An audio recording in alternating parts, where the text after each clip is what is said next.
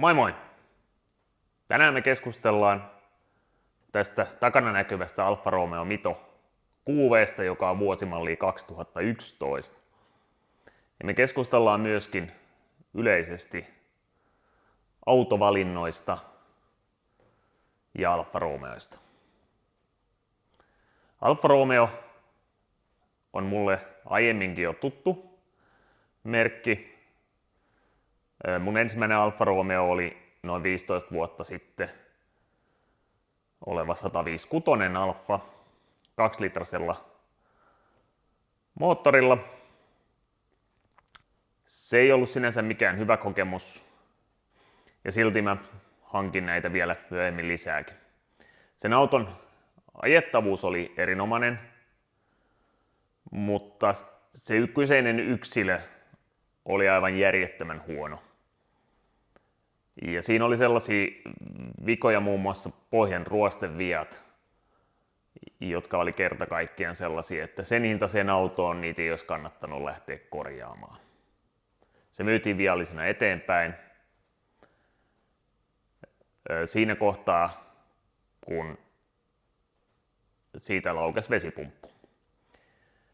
Ja se mikä siitä teki vielä mielenkiintoisen se, että siinä oli jakohihna vaihdettu jonkun aikaa sitten, mutta ilmeisesti ei ollut vaihdettu vesipumppuun tai sitten siinä oli vaihdettu niin huono tarvike, että se levisi aika nopeasti sitten jakohihnan vaihdon jälkeen. Ja siinä vaiheessa mun mielenkiinto tipahti siihen ihan täysin ja totesin, että en ala syytää tähän rahaa sen ruosteisuuden takia. Sen jälkeen 2018 mä ostin uuden Giulian 2-litrasella bensakoneella. Silloinkin moni sanoi, että älä osta Alfa Romeota, sä häviät rahaa niissä ihan julmetusti. Mä pidin sitä 5 vuotta sitä autoa. Auto maksoi noin 50 000 euroa. Mä myin sen 5 vuoden jälkeen 30 000 euroa. Ei mun mielestä ollenkaan huono diili. Jos ajattelee, että 5 vuotta ja ei edes puoleen tippunut auton arvo. Se on niin kuin automaailmassa tosi vähän ja sitten nykyään kun nämä sähköautoilijat toteaa, että se on ihan ok, että se tiputtaa 2-3 vuodessa sen 50% auton arvosta, niin siihen nähden sekin on turha väite. Alfa Romeo on aika lailla marginaalimerkki, mutta sieltä löytyy nimenomaan sitten semmoisia ominaisuuksia, mitä muilla ei ole tarjolla. Ja mä en nyt puhu mistään multimedia-ominaisuuksista tai hienoista kaistavahdeista tai jostain muusta hömpötyksistä, vaan nimenomaan ajamisen perusasioista, mihin kuuluu se auton tarjoama fiilis ja ajettavuus.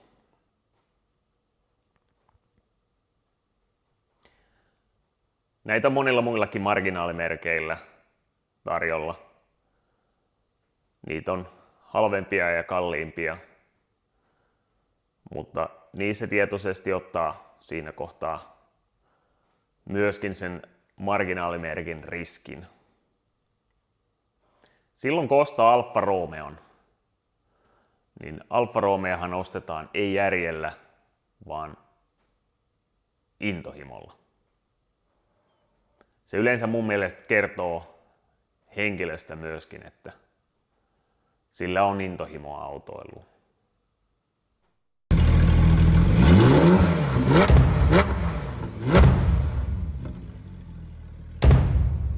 Lähtökohtaisestihan mä en ole koskaan ostanut ensimmäistäkään Volkkaria, en yhtään Toyotaa, enkä mä myöskään ostanut nykypäivän Volkkaria kautta Toyotaa eli Teslaa. Ja oikeastaan syy on siis vaan se, että ne on mun mielestä, mitä olen kyllä ajanut niitä aika paljon, mutta ne on lähtökohtaisesti sellaisia kompromisseja ja ne on vähän perustylsiä. Eli mun valinnoissa ylipäänsä korostuu se, että ne on vähän jotain uniikkia, niissä on kaunis muotoilu ja sitten eritoten niin niissä on hyvät ajo-ominaisuudet. Monissa autoissa, mitkä tehdään massana tai isoille määrille ihmisiä, niin ne on käytännössä vähän semmosia kompromisseja. No, sit jos mut kysytään, että mitä mä sit itse suosittelen, tai joku kysyy sitä, niin sitten mä kuitenkin suosittelen niille sitä Volkkaria, Toyotaa tai nykypäivän Teslaa. Koska ne sopii aika monelle, niistä tulee vähiten sitten reklamaatioita. En mä Alfa Romeo suosittelisi kellekään, ellei se nyt ole sitten jotenkin vinksahtanut ihminen. Koska niissä täytyy vähän nähdä pintaa syvemmälle. Sen huomaa kyllä, kun niillä ajaa, että mitä siellä sisällä on. Ja tämä koskee muitakin tämmöisiä marginaalimerkkejä. Löytyy äärettömän hyviä, oikeasti hyviä autoja, mutta ne on vähän sellaisia, että ne ei sovellu kaikille. Ja siksi mä en niitä suosittele sitten, jos joku kysyy. Joo, mutta käydään tää läpi. Käydään vähän valokuvina, että mitä tässä on niinku. Ostohetkestä lähtien mulla on ollut tää nyt semmosen 1,5 vuotta. Ja siinä on jouduttu tietyt huollot tekemään, mitkä tuossa tulee esille. Niin kahtellaan vähän miltä se näyttää. Eli Mustang GT 5.0 takapenkistä tehdyllä sohvalla istutaan ja täytyy sanoa, että on harvinaisen hyvät istuttavat nämä takapenkit kyllä, että onko kuppipenkit jo lähtökohtaisesti. Joo. Tämä auto lähti ihan siitä, että piti löytää vain joku sopiva, kiva, pieni, hyvännäköinen, remontoitava kohde vaimolle, koska hänen yksityisliisarinsa sopimus oli päättymässä ja joku pieni kuljetin siihen tarvittiin. Vaatimuksena oli, se ei ollut siis missään nimessä tarvinnut olla Alfa Romeo, vaatimuksena oli itselleni hyvä ajettavuus ja se, että sen pitää olla sykähdyttävä. Niin lisävaatimuksena oli, että koirien pitää mahtua takakonttiin. Ne on pieniä koiria. Eli siellä saa olla myös irrotettava hattuhylly. Hatchbackihän on hirveän fiksu tollasessa. Farkut on toki kanssa, mutta ne on sitten jo isompia ja painavampia. Eli joku kiva pieni, kevyt auto. Huutokaupasta katsottiin muitakin vaihtoehtoja. Siellähän oli myynnissä muun muassa Mini Cooper S olisi ollut. Mutta Mini Cooper S:n hinnat aina nousi huomattavasti korkeammalle kuin Alfa Romeo. Ja sitten tuli tää Alfa Romeo myyntiin sinne. Sillä oli etu muistaakseni 155 000. Siinä oli listattu iso määrä vikoja. Eli siellä oli moottorin vajaakäyntiä, alustavikaa, sähkövikaa, kaikkea mahdollista. Ja selkeästi sitä oli yritetty jo korjata, jonka jälkeen autoliike oli luovuttanut ja todennut, että se laitetaan huutokauppaan. Ja ainahan kun huutokaupasta ostaa, niin tätäkään niin ei käyty edes katsomassa, eli ihan kuvien perusteella. Katsottiin, että pellit on about suorat, ruostetilanne ei ole mitenkään paha ja se on muutenkin yleisilmeltään siisti ja siinä mielessä arvioitiin se, että se on korjattavissa järkevää hintaa. No huutokaupassahan nyt on hyvä sinänsä, että Alfa Romeon sijainti on äärettömän hyvä tämmöisessä huutokaupassa, koska jos se on niin kuin viallinen ja vielä multiviallinen Alfa Romeo, niin eihän kukaan hullu sellaista osta. Ja tämä tarkoittaa sitten sitä, että ne hinnat jää aika alhaiseksi, eli merkittävästi alemmas kuin mikä auton arvo on, mikä sen auton käyttöarvo on verrattuna mihin esimerkiksi tähän Miniin. Henkisesti mä olin varautunut tähän jo moottoriremppaan sen vajaakäynnin osalta, koska siinä väitettiin, että se käy 3 sylinterillä Ja soitosta huolimatta en saanut edes varmuutta, että käykö se 3 vai 4 ja pystyykö sillä ajaa. No, se huuto laitettiin sisään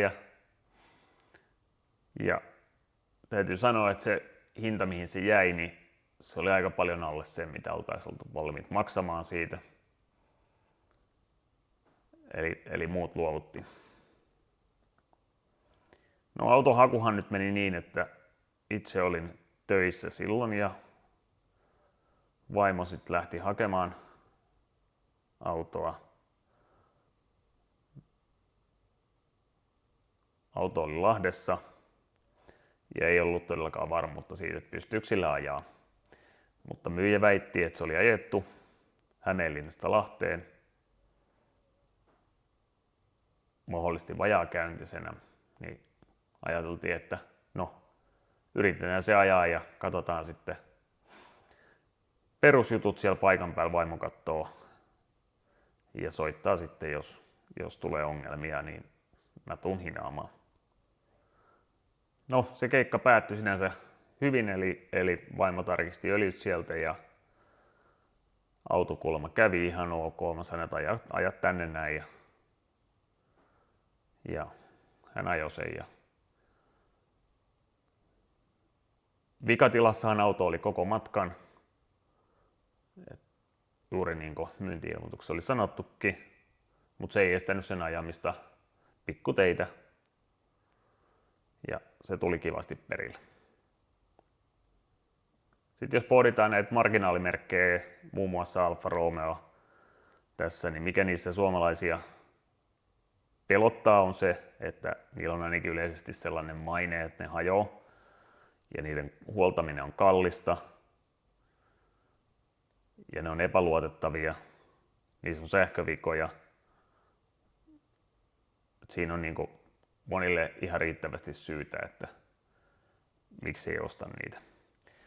Todellisuudessa mun nähdäkseni ainoita ongelmia on muun muassa se, että Suomen huoltoorganisaatio Alfalle on kautta historian ollut aika onneton, vaikka siellä on ollut iso ketju ja isoja ketjuja, jotka on sitten tavallaan niitä myynyt ja huoltanut. Niin niiden osaaminen on ollut aika pintapuolista niistä ja se on vähän näkynyt kyllä siinä. Eli sitten kun joku ongelma tulee, niin sieltä kyllä haetaan vähän väärää vikaa ja virheanalyysejä ja kaikkea muutakin. Ja siinähän kaikkihan tietää, että siinähän palaa rahaa sitten. Kun taas sitten, jos verrataan nyt Volkkariin, Toyotaan, ne on niin yleisesti tiedossa niiden viat ja korjaukset, että kuka tahansa periaatteessa pienempikin korjaus pystyy korjaamaan niitä. Ei se ole Alfoissa sen vaikeampaa, mutta ei ole vaan perehtynyt niiden omituisuuksiin. Osien hinnat ei ole sen korkeammat kuin muissakaan autoissa. Eli Alfa Romeon osat ei kuitenkaan ole kalliita, tarvikeosia myös tehdään ihan hyvin. Sitten kun mennään vanhempiin autoihin, niin toki siellä alkaa tulee sitä ongelmaa, että niihin ei sitä aina löydykään sitä osaa, että sitä saa metsästää sitten pitkin Eurooppaa, mutta vielä kun puhutaan tämän ikäisistä autoista, niin osia löytyy erittäin hyvin. Ja se mikä näissä autoissa, esimerkiksi tässä autossa, niin on ehkä semmoinen yksi suuri pelko on se Fiatin kehittämä multiairi, jota tässäkin käytetään. Kaikki tietää, että siinä on omat ongelmansa ja kaikki tietää myös sen, että se on suht arvokas se uuden osan hinta ja sitähän ollaan tuolla toisella videolla käyty läpi sitä multiairi. Se ei ollut tästä autosta, vaan se oli Stelviosta, eli uudemmasta. Mutta se on ollut aina semmoinen pelkoa aiheuttama yksikkö, koska sitä ei oikein kukaan pysty korjaamaan eikä korjaa ja se vaihdetaan aina ja se kestää ja maksaa. Toi sähköpuoli on myös semmoinen yksi vitsaus näissä ollut. Mun kokemuksen mukaan niin ei näissä sähköt ole sen kummallisemmat kuin missään muussakaan. Siellä on joitakin huonoja reitityksiä sähköillä ollut vähän, mitkä aiheuttaa sen, että johtosarja esimerkiksi saattaa kulua. Ja sitä myöden sieltä alkaa tulla kyllä ihmeellisiä oireita, mutta muuten se on samaa sähköjohtoa kuin mitä kaikissa muissakin autoissa. Ja jopa nuo kaikki antorit ja yksiköt, niin ne on aika lailla näiden saksalaisten isojen valmistajien käsissä vaihtelevasti. On myös tässäkin autossa niin osa, muun muassa Eku on Marellin Eku, ja sitten käytetään siis nimenomaan moottorinohjausyksikkö. Ja taitaa olla body control modullekin on Marellin valmistama. Mutta sitten jarruyksiköt eli japsiyksiköt vastaavat, niin nehän on samaa Bosch Continentalia kuin missä muussa tahansa autossa. Ja anturit on myöskin aika usein. Sieltä löytyy Bosch ja sieltä löytyy näitä ihan samoja valmistajia. No joo, se tästä lätinästä. Sitten jos mennään tähän autoon, että mikä tämä edes on, niin tämä on Alfa Romeo Mito QV, eli Quadrifoglio Verde malli. Eli se on aina se QV-malli, tai QF nykyäänkin kutsuttu, eli nämä uudemmat. Niin se on aina se top of the line malli. Eli tähänkin kuuluu säätyvä iskunvaimennus. Mä en tiedä oliko sitä ihan kaikissa, mutta mä oon siinä uskossa, että kaikissa QV-malleissa on säätyvä iskunvaimennus. Siinä on tavallista tehokkaampi moottori, saman kokoinen moottori ja perusrakenteeltaan se on sama kone, mutta siitä on otettu vähän enemmän tehoa irti ja siinä on isompi ahdin. Siinä on tukevammat penkit. Sitten siinä on jotain pieniä yksityiskohtia, kuten muun muassa nämä kaikki valojen kehykset on tämmöisiä satiiniharmaita, peilin kehykset on satiiniharmaita. Muuten niitä sai mun mielestä useammassa värissä, oli jopa kromista ja ties mitä. Että yhtäläisyyden vuoksi etumaskin ritiät olisi tässäkin voinut olla satiiniharmaat, oven kahvat olisi voinut olla satiiniharmaat. Ne on kuitenkin kromiset. Vielä olisi voinut vähän pidemmälle viedä. Eli tuo moottori on siis 170 heppanen 1.4 multi-airi kone. Ja tällä autolla on painoa noin 1200 kiloa, eli tämän tehopainosuhde on erittäin hyvä. Vääntöä löytyy 230 newtonia vakiona. Tämän kulutus on hyvin pieni. En ole tarkkaan seurannut, mutta 6 litraa varmaan kutakuinkin. Sen kiihtyvyys on 0-100 on noin 7 sekuntia. En tiedä tarkkaa lukemaa siitäkään. Ja vaihteistona on aina 6-vaihteinen manuaali, nimenomaan QV-versiossa. Sitten ei mun käsittääkseni QV:tä ei millään muulla vaihteistolla saanutkaan. Eli tää on silleen niin kuin tää on ripeä pikkuauto, mutta ei tietenkään pärjää missään ramppikiihdytyksissä tämän päivän sähköautoille hyvin suurelle osalle. Mutta ei sitä en tarvikaan, ei sitä ole siihen tehty. Tämä on nautittava ajettava mutkatiellä sen keveyden takia. Eli se on niinku sen juttu tässä. Plus, että se on kivan näköinen, pieni. Ehkä jopa tommonen pieni kaupunkikulkinen.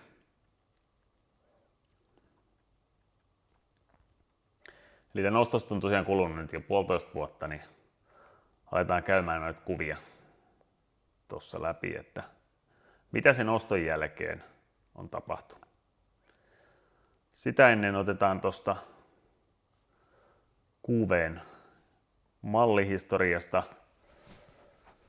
että mistä se on lähtöisin, niin tuossa on tosiaan tuossa etulokasuojassa, siinä on tommonen kolmion sisällä oleva 4-apila, niin se on Alfan kilpahistoriasta oleva perua, oleva apila. Se oli vuodesta 1923, niin silloisen Alfa Romeon kilpakuljettajan onnea tuottava apila sen kilpa-autossa. Ja se käytti sitä tunnusmerkkiä aina siinä kilpa-autossa ja siitä on tavallaan se kopioitu sitten Alfan kaikkiin niin sanottuihin kilpamalleihin, vaikka ihan katuautohan tämä on, mutta se on Alfa Romeo QV:n tunnusmerkki. Onnea tuottava neliapila kolmion sisässä. Käydään sitten kuvina läpi, että mitä sille autolla sitten tehtiin sen oston jälkeen ja minkälaisessa kunnossa se ylipäänsä oli siinä ostohetkellä. Eli tässä on nyt kuva, minkä perusteella se ostos tehtiin. Mä en itse asiassa huomannut tässä, että sehän oli madallettu, koska se oli aika tolleen lievästi madallettu. Mutta näytti ihan siistiltä tässä kuvassa. Sisälläkään ei ollut mitään valittamista. Varusteena tässä oli ilmastointi, mutta ei automaatti-ilmastointia. Vakionapainen säädin, joka ei ollut alkuperäinen, mutta sitä mä en ostohetkellä vielä tiennyt. Toi Alfa Romeon perusmankka, joka myöhemmin sitten heitettiin mäkeen toisen mankan tilalle, koska toi oli vähän kivikautinen. Sisusta, ihan perussiisti sisusta, QV:ssä ehkä saattoi olla useammanlaista sisusta, mutta tää oli tämmöisellä punaisella feikki hiilikuitu kojelauta värillä ja sama väri toistuu penkeissä. Eli tuo punainen väri valkoisessa toimii erittäin hyvin ja oli oikein kiva väri. Sitten kuvissa oli kyllä näkyvissä hyvin toi penkkien kunto, että nehän oli aivan järkyttävässä kunnossa, niitä ei ollut kukaan varmaan koskaan pessy. Mutta se nyt on pikkujuttu. Ajovalot niin oli hyvin sameentuneet ja tuossa on aika hyvä lähikuva siitä. Ja se oli myös myyntikuvissa ihan sanottu, että ne on sameentunut. Vanteet oli nämä Alfa Romeon orkkisvanteet. Tähän sai useampaa vannetta ja vannekokoa. Nämä on ne 17-tuumaiset. Kutsutaanko näitä nyt hevosenkenkävanteeksi vai miksikä, mutta itseä nämä miellytti nimenomaan. Ja sitten siellä oli olemassa yhtä koko isompi, se 18-tuumainen semmoinen turbiinivanne, mutta näyttää vähän tuulettimen lavoilta, että pidin nimenomaan näistä 17-tuumaisista. Ja tässä kuvassa on hyvin näkyvissä tuolla tuo paikkakorjaus tuolla renkaan takaosassa. Eturenkaan takaosassa. Huoltokirja oli hyvä, oli tehty kaikki tarvittavat huollot. Siinä on sellainen mysteeri ajankohta tuolla autolla. Ensimmäinen omistaja oli omistanut sen todella pitkään, en tarkkaan muista jonnekin 2017, 18, 19 hujakoille. Sen jälkeen sillä oli ruvennut vaihtua omistaja, mikä yleensä kielii vähän semmoisesta ongelmista ja sitten se huolto oli vähän jäänyt, mutta siinä oli kuitenkin vielä 2020 niin vaihdettu jakohine ja vesipumppu auto Milanossa. 144 tonnia mittarissa, eli sinänsä aikaa oli jo kulunut, mutta kilometrejä ei ollut tullut paljon. Sitten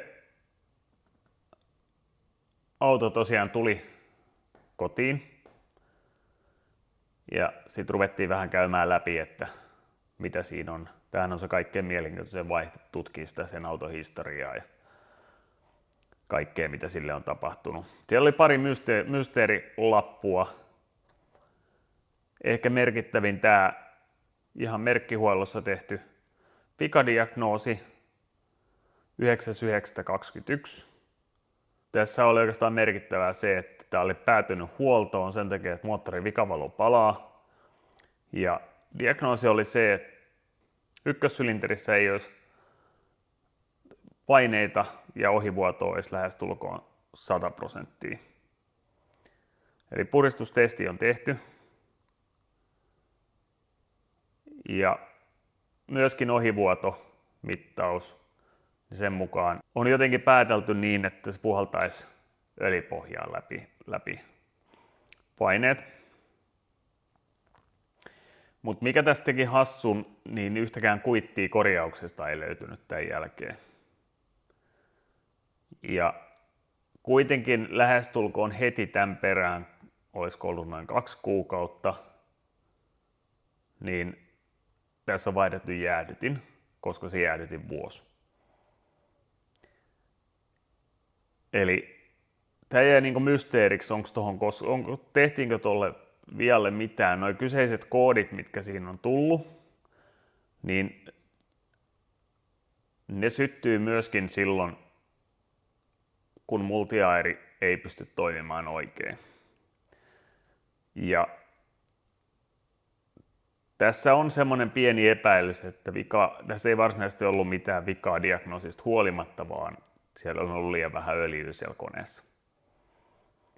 Multiairi, jos ei sillä ole riittävä öljynpaine, että se ei toimi oikein, se rupeaa heittämään sytytyskatkoksia noissa pytyissä. Ja tässäkin oli tullut 1. ja 3. oli tullut. Eli aina tuossa on nyt mysteeri vähän toi puristuspaine mittaus ja ohivuoto mittaus, että onko ne nyt ihan ollut oikein.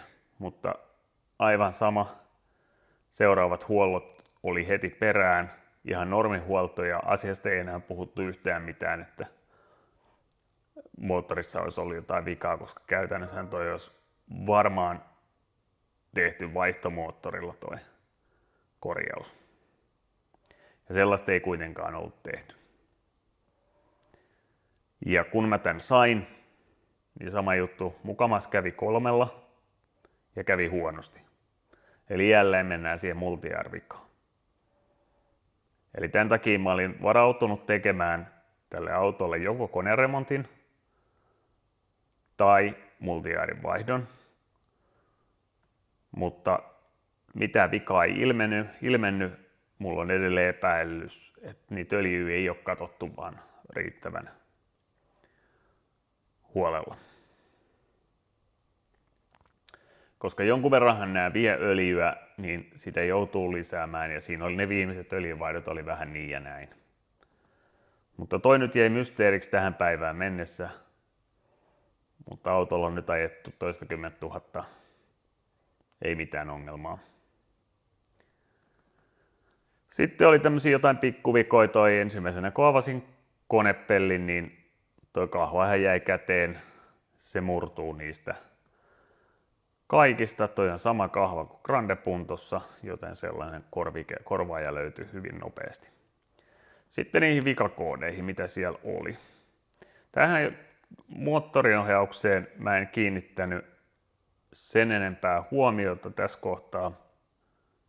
Eli siellä oli vikakoodeja kaasupolkimesta ja jarrupolkimesta, että niiden signaalit ei vastaa toisiaan.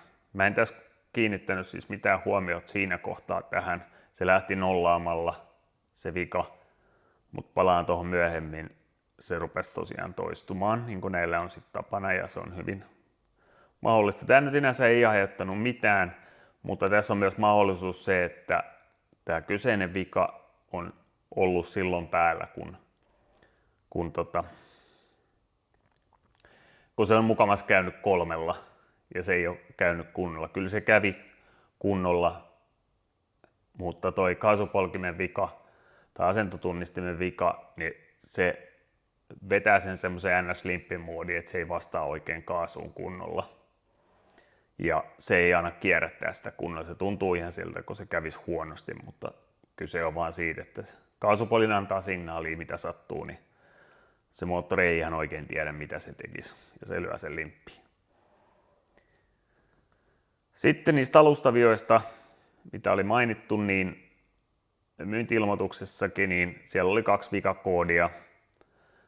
Oikein etupyörän toi kiihtyvyysanturi, joka on tuolla konehuoneen puolella.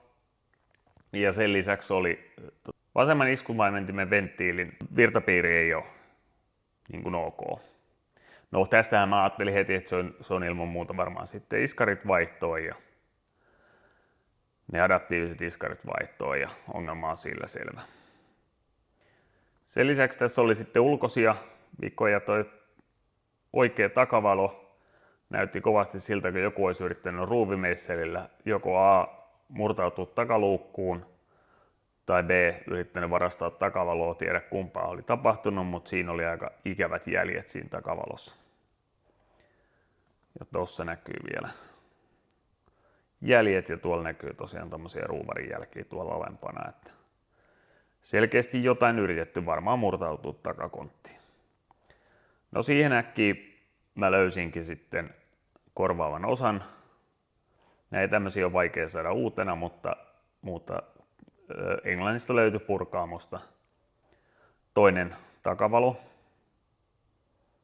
Ja se vaihdettiin sitten ton tilalle, niin saatiin sitä kautta ehjäkehys. Toinenkin takavalo tässä kohtaa kiillotettiin ihan vaan sen takia, että saatiin, koska se tullu osa olikin huomattavasti kiiltävämpi ja parempi kuntoinen kuin mikä alkuperäistä, niin toinen piti kiillottaa sitten samalle tasolle. No tuossa kuvassa näkyy vähän sitten, että etupyörän edessä oli jonkun verran kuplinut.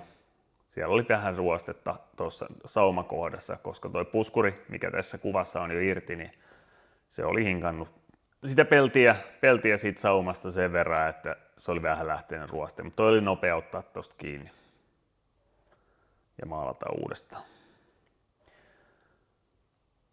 Jatketaan jutustelua seuraavassa osassa. Tämä oli yllättävän pitkä story, niin me jaan tämän nyt 2, että ei tule niin puuduttava. Kertokaa mielipiteenne, mitä mieltä olette tällaisesta monologista.